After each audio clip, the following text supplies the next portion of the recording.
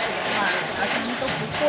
比如说就在上清宫那个位置啊，那个地方住宿的话，最贵的房间280块钱一晚上，然后最便宜的呢有80。不管是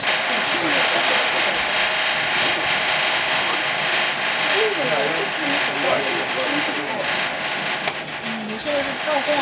对啊，对，他们自己。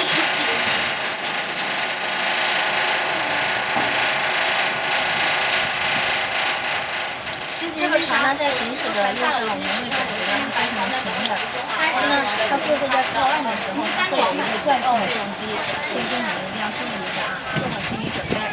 这个撞击呢，可大可小。